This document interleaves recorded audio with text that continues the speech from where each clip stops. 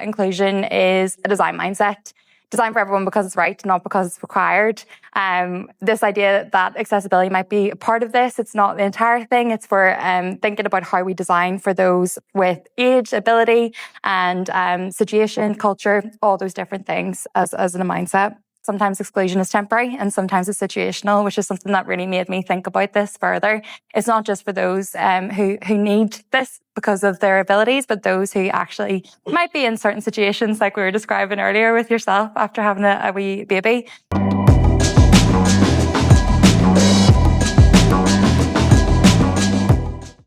Hi, everyone. Hello, thank you so much for having me here today, I suppose. Feeling the pressure being first on at one of the very first events, really, but very excited to be here and thank you all for coming. I know it's very dark and miserable out there, so the fact that you're here, I really, really appreciate it. I'm hoping to talk to you today about designing before the rules, inclusion as an ethical practice. Hopefully you find a few things interesting. Maybe there's a few things you've already heard before. And if you're not interested, just pretend to be, that would be amazing. But just to introduce myself, who I am, I'm Rachel, senior designer at Big Motive. I would say I'm a bit of a generalist designer. I work across different areas, service design, design research, and UX, and I've got a very strong background in visual communication.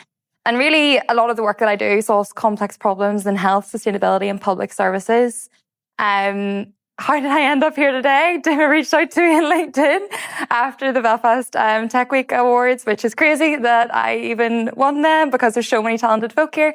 But I do think I'm very lucky to just get to work on very interesting projects that have really good outcomes for people.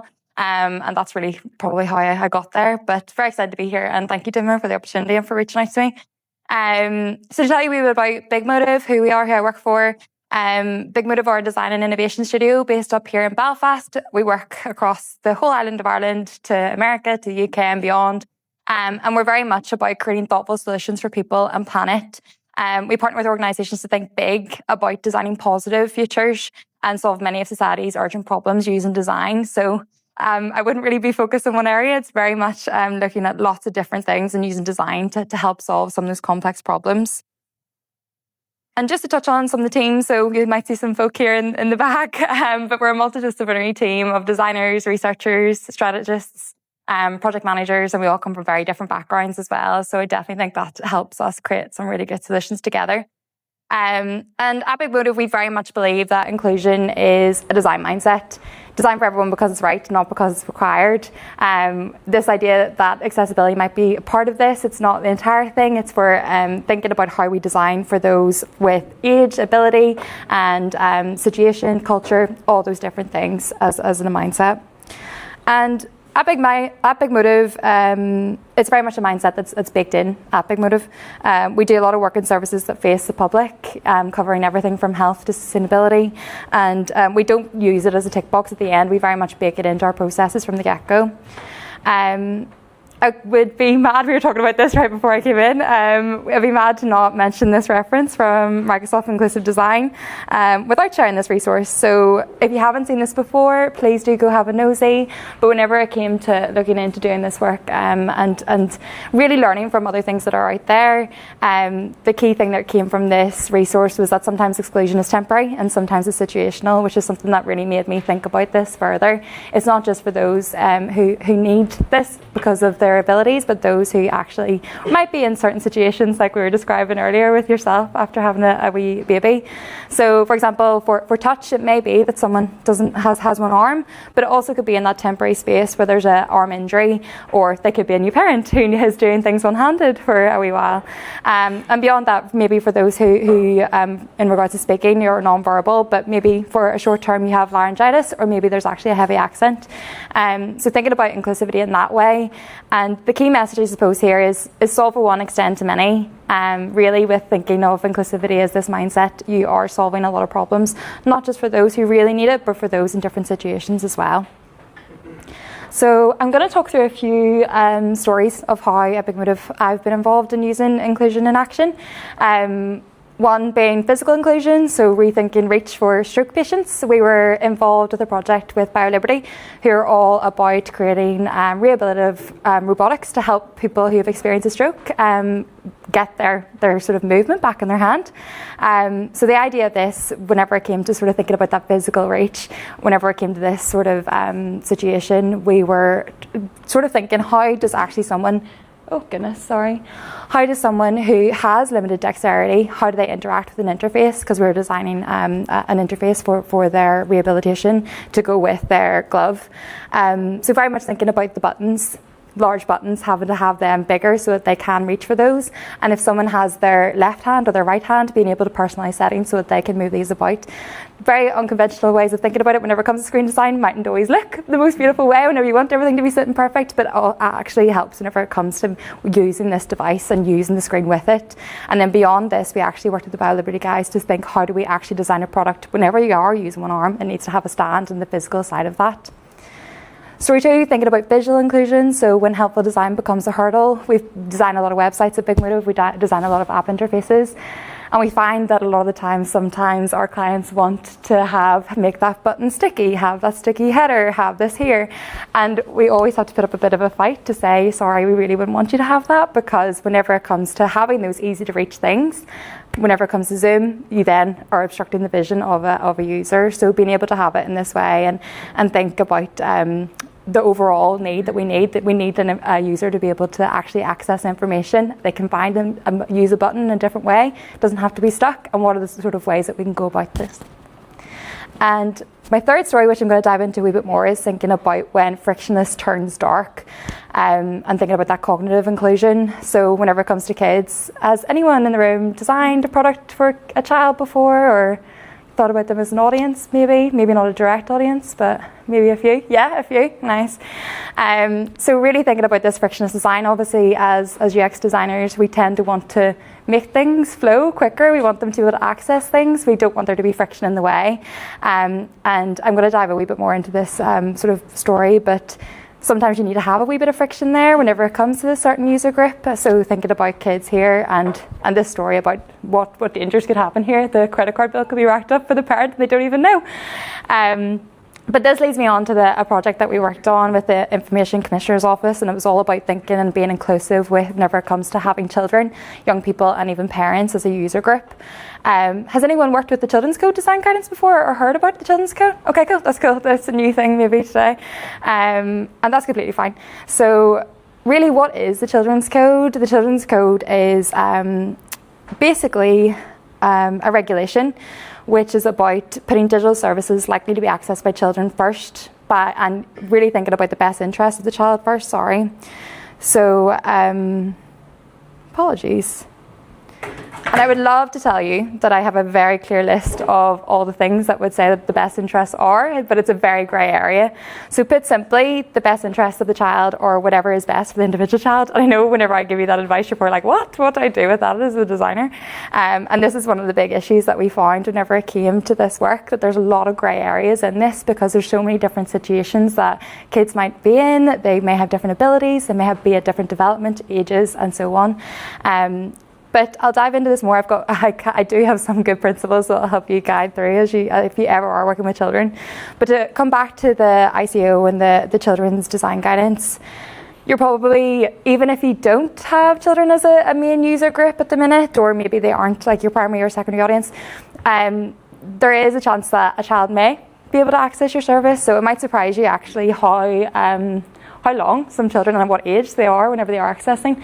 So this resource is taken from the Ledger of Harms, the Centre of Humane Technology, and it's all about the next generation. But some of the key stats that really came to me whenever we were doing this work in the Children's Code is that 58 minutes a day was the average mobile use for 2 to 4 year olds, which is crazy. You wouldn't even think that if you put it into numbers, but there are very young people accessing and spending a lot of time online. 46% of children under 2 who've used a mobile device. I know that this maybe is probably even a bit higher since we last looked at this, but again, you maybe wouldn't have thought that would be the case. And 83% of children don't report abuse, which is scary.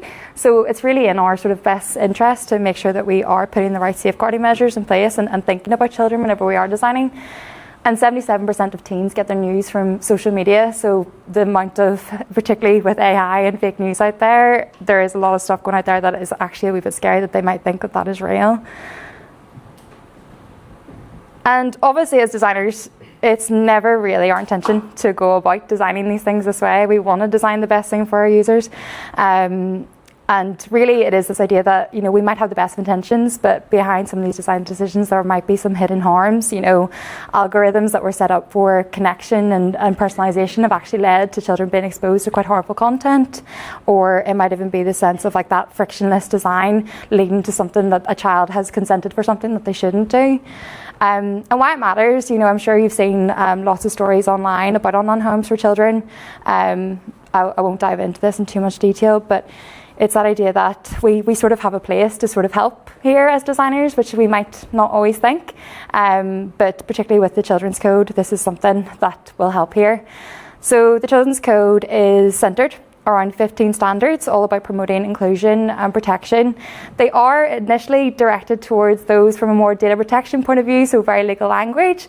But one thing that we did at Big Motive was to come in and really translate that into an accessible way for designers to understand. And we worked and designed and co-designed with designers to make sure that they understood how these could be used, particularly in those grey areas. So very much focusing on transparency, data minimization, nudge design, profiling, and that detrimental use of data.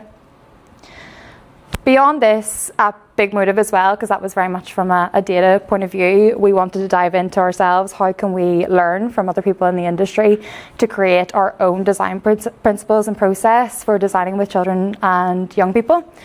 So we created this report called Kids First. It was all about designing safer digital experiences for young users.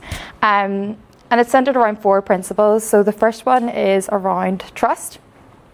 Digital experiences designed for children and young people should prioritise and reflect what is best for them. A very inclusive design principle. There's a lot of patterns there. The second principle too is all about fairness. So great digital experiences for kids give equal consideration for developmental needs, age, ethnicity and religion. So again, anytime whenever it comes to looking at designing for kids, having the right people in the room and thinking about who we're talking to and who we're designing with, and do we have a right mix of the right types of people as well, so fairness. Growth was a big one for kids, and this is one of the grey areas that we found the most whenever it came to the ICO Children's Code, because whenever it comes to designing a product for a child, you're not just doing it from whenever they're an adult. You could be doing it from whenever they are 10, 12, and all these different milestone moments. So how do we make sure that maybe at the beginning you have that sort of support from the parent to the child, but as they get older we can come away and the parent can come away and give more autonomy to the child. So this is a key one here. Really a lot of grey area, but we have lots of great resources in here around how to design for children, particularly with this growth in mind. And last but not least was the principle around consideration, so listening to young users and seeking to understand their feelings, expectations and create digital experiences that meet their needs. So we all do this day in with inclusive sort of background anyway, but particularly whenever it comes to designing and researching with kids, it might be a wee bit more difficult. It mightn't always go to plan. You sort of have to meet them where you are. You might have to use more playful techniques to get what you want from that and think about how you can go about there. But making sure that we have their opinions at each stage and having their opinions in early, and the parents as a secondary user there as well. And I suppose just to show some cases where we've used this in our own practice. So at Big Motive, this is where this all stemmed from, the COVID app, where we had to create a version that kids could use as well. So having to co-design that with parents and kids. This app particularly didn't collect any data for children, so it was that idea that we just had to give them the right guidance and make sure that they understood what we were asking them to do, particularly whenever it comes to very complex health things. We've also recently designed an experience called Wiggle Room. Did anyone hear about it in the Mac? No? Or took the kids? No worries. But very much trying to understand what the kids want from this experience. So there is some of our team there, Sarah and Georgia in the background, actually sitting down and designing with kids whilst they were actually at the exhibition, seeing what they would want and building on that, and being super playful with them as well. That idea of really just taking on board and drawing with them and trying to encourage them with the parents there as well. And then we also, thinking about data, have been looking at an AFLO app, which is for asthma, for kids who have asthma. So we had an adult version of this, and recently there's been a bit of work to develop something that's more for kids, but you can already see there the complex journeys between quite a small age difference. So below 13 to 15, 16 to 17 and 18 plus. And even thinking about how it would be if there was a parent there as well, because you would need to have a parent and a child involved whenever it comes to health. obviously health is quite complex in general, particularly whenever it comes to asthma, making sure that parents have the right involvement here. But you can see even the breakdown, it's key to make sure that we have and are doing the right thing at each point and having those moments of friction where we need to. And all this to say, we did all this work on the ICO Children's Code back in, I think it was 2021, 2022. And only in July this year has the online safety bill came in to really make regulation go with this, which is crazy. Sorry. There we go. Which is crazy. That's like a whole 3 years where there was no regulation here in this space, and we've been doing all this work to try and get there. And I suppose this is one of the key messages I wanted to get across today. You know, regulation and guidelines tell us what we must do, but thinking and designing inclusively, researching inclusively asks us what we could do to think beyond even regulation has to come in by just having really good design practice and principles, both in your research and how you design and who you include. You're already probably there. You're probably even going beyond what regulation is telling you to do. I suppose just to highlight, some of these might be new, some of these won't. So accessibility, obviously, WCAG, European Accessibility Act, Privacy, GDPR, Data Protection Act, Children's Rights, the Children's Code, which I was talking about today, and then talking about online safety, the Online Safety Act and Digital Devices Act. And then now we're going into this territory of AI ethics and EU AI Act, which is actually really great to see how fast they're acting in comparison to some others. But really what I would love for us to reflect on is to react from what we've learned in the past. So obviously 1990s, 2000s, it was the internet boom, and really the unintended harm there was that early digital design really left millions excluded, and that meant that we had to have WCAG and the Equality Act come in. Whenever we get into the 2000s and 2010, the rise of social media, so very much here, there's lots of data misuse, manipulation, mental health harms, and as a result of all these things, there has been more work done with GDPR, Children's Code, Online Safety Act and so on. And as we enter this AI era of and maybe thinking about some unintended harm, I've mentioned maybe AI bias, and we're still sort of figuring this out. But what I'd love for us to do is just learn from these other experiences, these other things that have happened. How can we as designers build on what's already happened to make sure that whenever we are entering this AI era, that we're designing inclusively, doing everything that we can to make sure it's fair, respectful and so on.